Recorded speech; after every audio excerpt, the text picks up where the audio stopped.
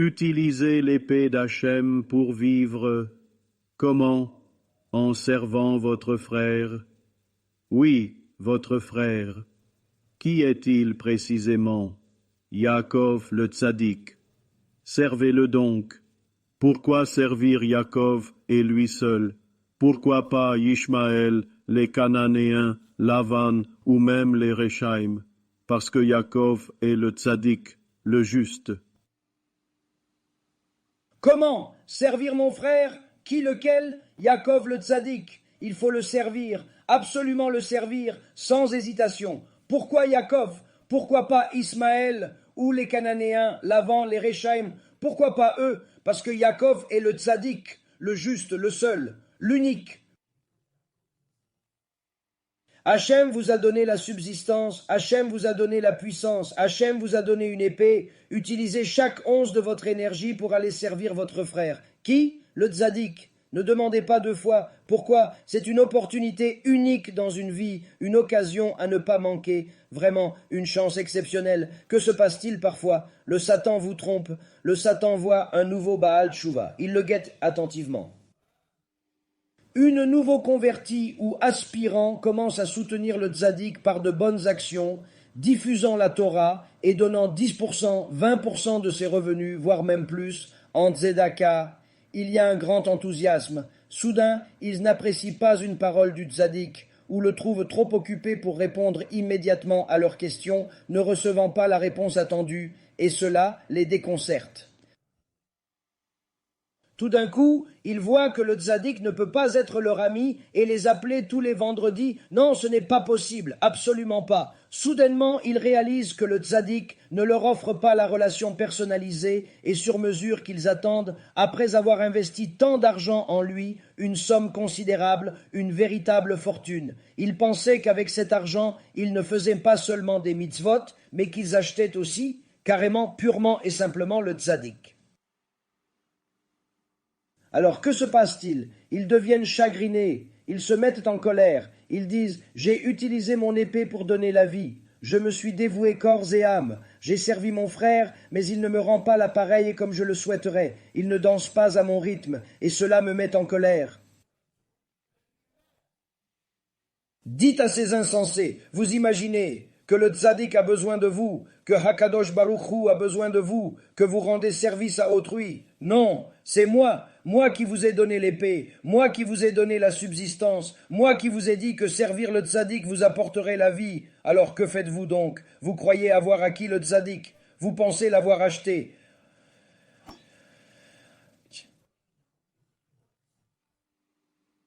Et vous vous êtes mis en colère, vous vous êtes dit « Ah, qu'importe ce tzaddik, je vais faire mon propre chemin. » Et que dit le reste du pasouk? Vous pouvez rejeter son joug de votre cou. Une fois que vous abandonnez le tzaddik, vous voyez que cela devient une spirale descendante, non seulement dans votre relation avec le tzaddik, c'était votre choix, mais aussi une spirale descendante, une dégradation, une détérioration progressive dans votre relation avec Hakadosh Baruch Hu, une perte de connexion spirituelle. En vous offrant une opportunité unique, vous pensiez lui rendre service. Vous pensiez rendre service à Hakadosh Baruch Hu. Vous pensiez qu'il avait besoin de vous. Moins l'argent, moins l'or, dit le maître des légions. Et ici, nous voyons qu'Ésav avait une opportunité après l'autre, une occasion après l'autre, une chance inouïe, une opportunité extraordinaire, vraiment exceptionnelle, une occasion en or, en quelque sorte. Cela a commencé avec un père qui était un tzaddik. Faveur, en vous apportant une opportunité unique dans une vie, vous pensiez lui rendre service, oui, à ce tzaddik. Vous pensiez rendre service à Dieu. Vous pensiez que Dieu avait besoin de vous, n'est-ce pas? Moins l'argent, moins l'or, dit le maître des légions. Et ici, nous voyons qu'Ésav avait une opportunité après une opportunité. Cela a commencé avec le fait d'avoir un père qui était un tzaddik, un véritable tzaddik, un homme juste, un guide spirituel. Un grand-père qui était un tzaddik, un enseignant qui était un tzaddik, un frère qui était un tzaddik, il s'est éloigné. Hachem lui a donné un autre signe, un avertissement clair. Tout échoue, fais teshuva, reviens, il ne l'a pas fait. Puis encore plus de signes, plus pressants. La bénédiction qu'il reçoit de son père n'est pas simplement une bénédiction de ce qu'il va avoir, mais plutôt un chemin pour faire teshuva, pour se repentir. Hachem vous donnera de l'argent, Hachem vous donnera du pouvoir, Hachem vous donnera une position, une scène, de la popularité. Vous pouvez utiliser tout cela pour faire teshuva. Oui, vous avez réussi par des moyens qui ne sont pas censés l'être. Oui, vous l'avez fait de manière que Hakadosh Baruch Hu désapprouve. Mais maintenant vous voulez faire teshuva. Hachem dira, je vous accepterai quand même. Au moins, utilisez-le, utilisez ce que je vous ai donné, ce que je vous ai confié, ce que je vous ai accordé. Venir pour me servir. Connectez-vous aux tzadikim, suivez leur voie. Que croyez-vous faire? Aidez les tzadikim qui auraient besoin de vous. Comment mangeraient-ils sans moi? Croyez-vous que Hakadosh Baruch Hu a besoin de vous pour nourrir ses enfants, pour payer leur loyer? Vous pensez que Hakadosh Baruch Hu a besoin de vous, un petit être incapable d'aller aux toilettes sans ses miracles? Pensez-vous qu'il a besoin de vous pour nourrir ses tzadikim?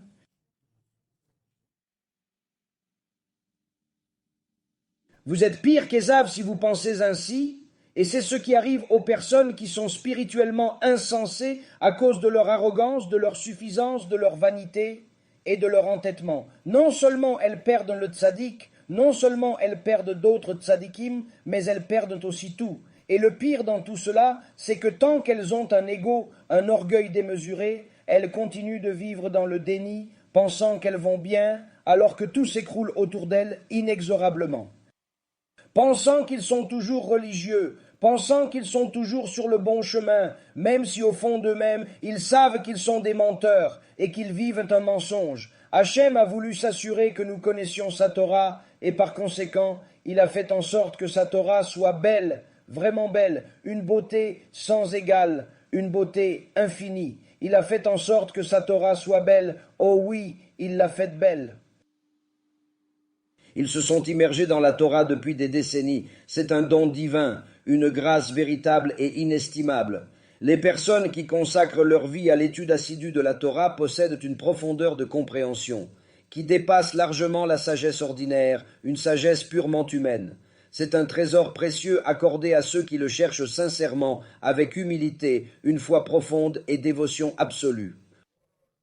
Notre cher Rav ou Avreish ou toute personne que nous rencontrons qui est un véritable tzaddik qui se consacre à la Torah, c'est un don de Hakadosh Baruch Hu. Parfois les gens me regardent et me disent « Pourquoi fais-tu tout cela ?» Et je les regarde confusément et je dis « Que voulez-vous dire ?» Ils disent « Tu es celui qui a ceci et qui a cela, ceci et cela. Pourquoi leur sers-tu de la nourriture? Pourquoi embrasses-tu leurs mains? Pourquoi leur sers-je de la nourriture ?» Ils disent « Oui, tu n'es pas un serveur. » Pourquoi est-ce que j'embrasse leurs mains? Oui, vous n'êtes pas leur serviteur, vous n'y comprenez rien, vous vous trompez complètement. Je profite d'une opportunité, une chance inouïe, incroyable, pour m'assurer mon billet direct pour le Gan Eden. Ce sont les soldats favoris de Hakadosh Baruch Hu, ce sont mes billets directs pour le Gan Eden.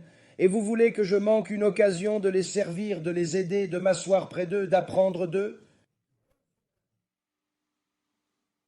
Si je pouvais m'allonger par terre et qu'ils puissent marcher sur moi pour monter dans leur lit, comme Antoninus l'a fait avec Rebbe Hakadosh, je serais heureux de le faire, tout comme je l'ai dit à Rav Chaim Kashlon hier soir lors de l'événement. Je lui ai dit, si vous avez besoin de quelqu'un sur qui marcher pour monter sur le lit, s'il vous plaît, je suis le premier en ligne. Il a ri dans son humilité, mais il savait que j'étais sérieux. Pourquoi? Parce que lorsque vous voyez des tzadikim, des personnes saintes,